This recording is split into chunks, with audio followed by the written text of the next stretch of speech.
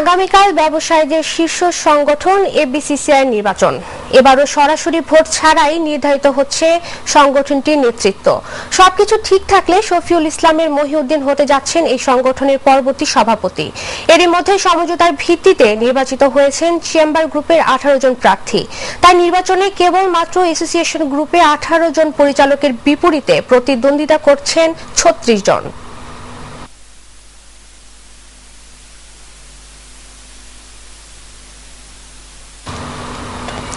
রাজধানীর তেজগাঁও বস্তিতে আইন শৃঙ্খলা বাহিনীর অভিযানে বন্ধ হয়েছে মাদক চোরাচালান ও সংঘবদ্ধ মাদক ব্যবসায়ীদের কর্মকাণ্ড। শুধু মামলা দিয়ে নয়, রীতিমতো কাউন্সেলিং করে সুপথে ফিরে আনা হচ্ছে মাদক সেবী ও ব্যবসায়ীদের। তেজগাঁও জোনের ডিসি বিপ্লব কুমার সরকার বলেন, মাদকমুক্ত সমাজ গড়তে পুলিশের ভূমিকা অব্যাহত থাকবে। আরো জানাচ্ছেন হাসান জাকির। রাজধানীর তেজগাঁও রেলওয়ে বস্তিতে প্রকাশ্যে মাদক বিক্রির চিরচেনা সেই চিত্র এখন ঘোচাতে শুরু করেছে। 20 দিন পূর্বেও যে বস্তি ছিল মাদকের অভয়ারণ্য, এখন সেখানে স্বস্তির নিঃশ্বাস।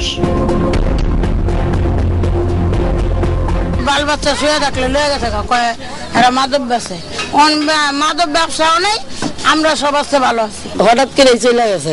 এখন আপনারা কেমন আছেন? ভালো আছি, অনেক শান্তিতে আছি। এই যে মাদক ব্যবসা নাই, পুলিশ জ্বালাতন করে না। কতদিন ধরে? এই যে আজকে 10 দিন হবে না। 3 সপ্তাহ অনুসন্ধান চালানোর পর বিকেল 3:30টা তেজগাঁও বস্তিতে মাইটিভির অনুসন্ধানী ক্যামেরা ইউনিট। চোখে পড়ে চা স্টলে বসে থাকা রমিজউদ্দিনকে। কথা হয় তার সাথে। আমি গাঞ্জার জন্য আসছি, আপনার সাথে আমি কথা বলছি। আমার কিন্তু খুব রক গিলা টকবক টকবক করতে আছে। আপনার কথাটাও আমার আর কি একটু খারাপ লাগছে। হ্যাঁ, রাইট। তার মতো রয়েছেন আরো অনেকেই। তোমরা তো সিদ্ধি না খাইলে তোমাকে চলে না, এখন কেমনে চলতেছে? এখন নিজে এমনি থাকতেছি, খাইতেছি না বউ ফিরাইতাম, এটা ফিরাইতাম, ভাই বাদার মারতাম, হিরুঞ্চি মারতাম, মনে মারামারি নাই। মাদক ব্যবসায়ীরা বলছেন আলোর পথে ফিরে আসবেন তারা, তবে প্রত্যাশা বিকল্প কর্মক্ষেত্রের। অভিযান দেয় বিশাল বিশাল, যারে পায় তারে নিয়ে হিরুর মামলা দেয়। আশা করি আর বেচমো না, খামো না। বেচতাম বাবা ছোট গাঁজা, এটাই। এখন টোটালি বেচেন? একবার টোটালি বন্ধ পুরো এলাকা, অদগছে আর কি কেউ বেচবে না। সংশ্লিষ্ট জোনের পুলিশ কর্মকর্তার দাবি, সরকারের মাদক বিরোধী জিরো টলারেন্স নীতিতে এগোচ্ছেন তারা। মামলা দিয়েই নয়, রীতিমতো কাউন্সিলিংও করা হচ্ছে মাদক সেবী ও বিক্রেতাদের। 2 ধরনের অপারেশন এখানে করেছি। একটা হচ্ছে পাবলিক অ্যাওয়ারনেস, আর পাশাপাশি আমরা আমাদের যে নিয়মিত যে অভিযান, সেটার মাত্রা আমরা বাড়িয়ে দিয়েছি। মাদক ব্যবসা, অনেক মাদক ব্যবসা আমরা পেয়েছি পেটের তাগিদে অনেকে করে, যারা আমাদের কাছে বলেছে যে আমরা বিকল্প কর্মসংস্থান করতে পারলে আমরা এই ব্যবসা ছেড়ে দেব। আমরা চেষ্টা করছি তাদেরকেও এই ব্যবসা থেকে সরিয়ে এনে অন্য কোনো সেক্টরে, মানুষকে অনুরোধ করে কোনো গার্মেন্টস সেক্টরে অথবা অন্য কোনো সেক্টরে কর্মসংস্থানের জন্য। তো এই প্রক্রিয়াগুলো আমাদের অব্যাহত রয়েছে। নির্মূল হোক মাদক, সমাজে ফিরে আসুক স্বস্তি, সুস্থ থাকুক আমাদের পরবর্তী প্রজন্ম। কেউ বাড়ি করছে, কেউ দেশে গেছে। হাসান জাকির, মাইটিভি, ঢাকা। বিশ্বের অন্তত 99টি দেশে বড় ধরনের সাইবার হামলার ঘটনা ঘটেছে। এসব দেশের বিভিন্ন প্রতিষ্ঠানে র্যানসমওয়্যার ভাইরাস ছড়িয়ে কম্পিউটারের নিয়ন্ত্রণ নিয়ে নেওয়া হয়েছে। নিয়ন্ত্রণ ফিরে পেতে ডিজিটাল মুদ্রা বিট কয়েনের মাধ্যমে $300 করে চাওয়া হয়েছে। বিস্তারিত মার্জিয়া মান্নানের রিপোর্টে। বড় সাইবার হামলার কবলে পড়েছে বিশ্বের বহু দেশ। এসব দেশের বিভিন্ন প্রতিষ্ঠানে র্যানসমওয়্যার ভাইরাস ছড়িয়ে কম্পিউটারের নিয়ন্ত্রণ নিয়ে নেওয়া হয়েছে। শুক্রবার প্রথম যুক্তরাজ্যের হাসপাতালগুলো এই সাইবার হামলার শিকার হয়। পরে যুক্তরাষ্ট্র, চীন, রাশিয়া, স্পেন সহ অন্যান্য দেশেও এই হামলা চালানো হয়। হ্যাকারদের ছড়িয়ে দেওয়া এই ভাইরাসে বিশ্বের বিভিন্ন প্রান্তের হাজারো কম্পিউটার ব্যবস্থা অচল হয়ে পড়ে। বিভিন্ন প্রতিষ্ঠান ও ব্যক্তির ওয়েবসাইট অচল করে দেওয়ার বিনিময়ে হ্যাকাররা ডিজিটাল মুদ্রা বিটকয়েনের মাধ্যমে $300 দাবি করে। র্যানসমওয়্যার হচ্ছে এমন এক ধরনের ম্যালওয়্যার বা ভাইরাস যা কম্পিউটারের নিয়ন্ত্রণ নিয়ে নেয় এবং ব্যবহারকারীকে প্রবেশে বাধা দেয়। পরে ওই কম্পিউটারের নিয়ন্ত্রণ ফেরত দেওয়ার বিনিময়ে অর্থ দাবি করা হয়। ট্রোজান ভাইরাসের মতো এ ধরনের ম্যালওয়্যার এক কম্পিউটার থেকে অন্য কম্পিউটারে দ্রুত ছড়িয়ে পড়তে পারে। সাইবার নিরাপত্তা বিশেষজ্ঞ কেভিন বেউমান বলেছেন, ইউরোপ জুড়ে যে পরিমাণ প্রতিষ্ঠান এই হামলায় আক্রান্ত হয়েছে তা আগে কখনো হয়নি। এটা ভয়াবহ সাইবার হামলা। It noted up to 57,000 infections Friday. Russia's powerful interior ministry, one of the victims, confirming in a statement that around 1,000 computers were infected. FedEx in the US and telecommunications firm Telefonica in Spain were also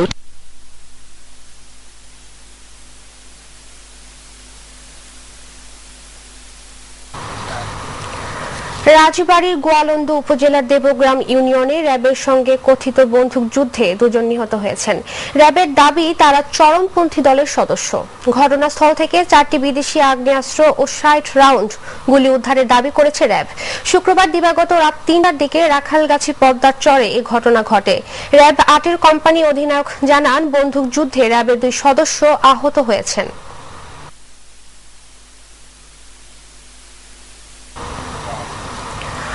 আশুলিয়ায় নিখোঁজের 3 দিন পর একটি পরিত্যক্ত কূপ থেকে ফারুক হোসেন নামে এক যুবকের মৃতদেহ উদ্ধার করেছে পুলিশ। এ ঘটনায় জড়িত সন্দেহে নিহতের 3 সহকর্মীকে আটক করা হয়েছে। শুক্রবার দুপুরে সাভারের আশুলিয়ায় গাজীর চট এলাকায় একটি পরিত্যক্ত কূপ থেকে ওই যুবকের মৃতদেহটি উদ্ধার করেছে আশুলিয়া থানা পুলিশ। নিহত ফারুক হোসেন স্থানীয় মতিন মিয়ার জমির কেয়ারটেকার হিসেবে কাজ করত। এ ঘটনায় আশুলিয়া থানায় একটি হত্যা মামলা দায়ের করা হয়েছে। নিহতের পরিবারের দাবি, গত 3 দিন ধরে ফারুক নিখোঁজ ছিলেন।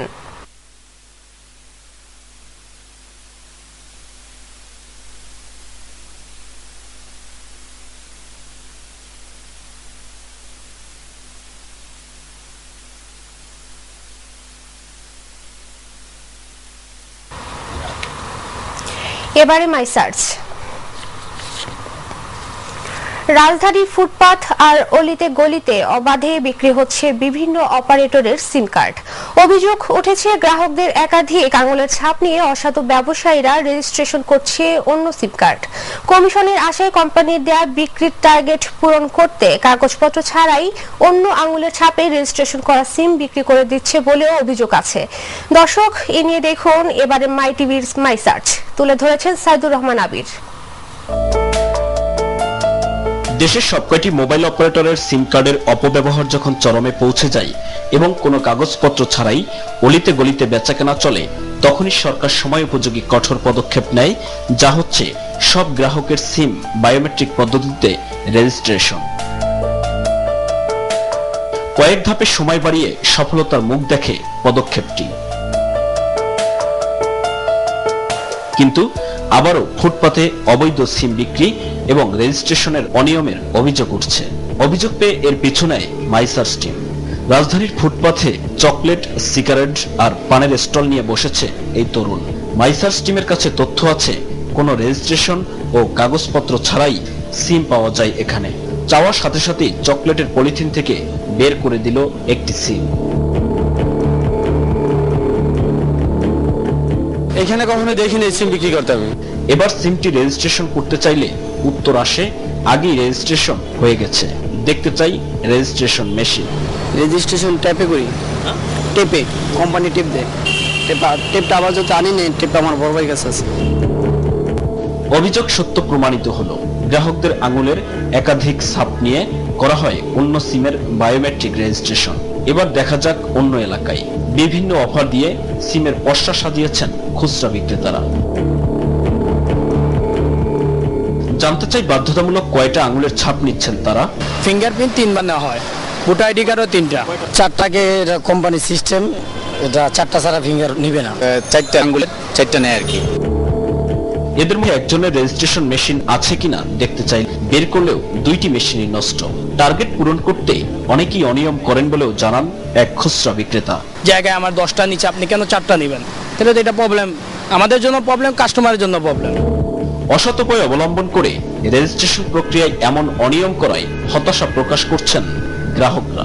আগেরগুলো 4টা নিয়ে গেছে, আমি রেজিস্ট্রেশন করছি আপনার পল্টন থেকে, ওখানে 4টা নিয়ে গেছে। আমি আঙ্গুল ফিঙ্গার 2টা দিছি। কার্ড দিয়ে প্রায় 8 থেকে 10টা এরকম হয়েছে, মানে এক আইডি কার্ডের উপরে। এই এক আঙ্গুলই 2বার আমার কাছ থেকে নিয়েছিল।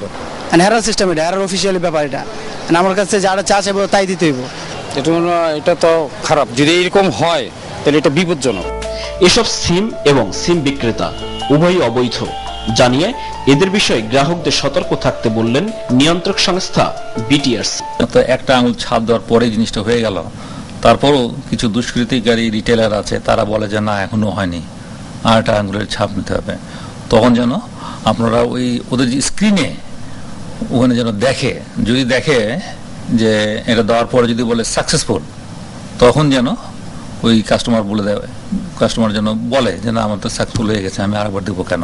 এসব বন্ধে আরো কঠোর পদক্ষেপ নিতে যাচ্ছে বাংলাদেশ টেলিযোগাযোগ রেগুলেটরি কমিশন বিটিআরসি। এখন আমার মনে হয় যে আমাদের জরিমানা বলেন কিংবা শাস্তি বলেন, এর পরিমাণটা বাড়াতে হবে। রাজধানীর ফুটপাথে বিভিন্ন অপারেটরের সিম বিক্রি এবং রেজিস্ট্রেশন প্রক্রিয়ায় অনিয়ম বন্ধে সংশ্লিষ্ট কর্তৃপক্ষ বিটিআরসির কাছ থেকে যে আশ্বাস মিলল তা যদি পুরোপুরি বাস্তবে রূপ নেয়, তাহলে ভবিষ্যতে বড় ধরনের সমস্যা থেকে মুক্তি পাবে গ্রাহকরা। আর দেশের প্রতিটি মানুষের কাছে আরও প্রশংসিত হবে কোটি মানুষের সিম রেজিস্ট্রেশন করার মতো সরকারের সঠিক এবং সফল পদক্ষেপটি। দর্শক, আপনাদের কথা, সমস্যা এবং যে কোনো অভিযোগ তুলে ধরতে মাই টিভির নিয়মিত বিশেষ আয়োজন মাই সার্চ, আর সাথে আছি আমি সাইদুর রহমান আবির। আগামী নির্বাচনে ইভিএম পদ্ধতি চালু করতে নির্বাচন কমিশনের কাছে প্রস্তাবনা দেবে আওয়ামী লীগ, জানিয়েছে আওয়ামী লীগের সাধারণ সম্পাদক সড়ক পরিবহন ও সেতু মন্ত্রী ওবায়দুল কাদের। তিনি বলেন, বিএনপি প্রযুক্তি বান্ধব নয় বলেই বিরোধিতার খাতিরে ইভিএম এর বিরোধিতা করছে। রাজধানীর মহানগর নাট্যমঞ্চে আয়োজিত এক অনুষ্ঠানে এসব কথা বলেন ওবায়দুল কাদের। বেগম জিয়ার বক্তব্যটা দিয়ে আপনারা পড়েছেন, শুনেছেন। এখানে কি জঙ্গিবাদ নিয়ে কোনো কথা আছে? মুক্তিযুদ্ধের কথা বলে। এখানে যে অপশক্তি, গতকাল রাজশাহীতে যে অপারেশন হলো মিলিটেন্ট ডেনে 5 জন আত্মঘাতী বোমায় নিহত এবং 2 জন আত্মঘাতী ধরা পড়ল। এই সাকসেসফুল অপারেশন, এইসব নিয়ে কোনো কথা নেই। দর্শক, নিচ্ছি বিরতি, ফিরে আসছি।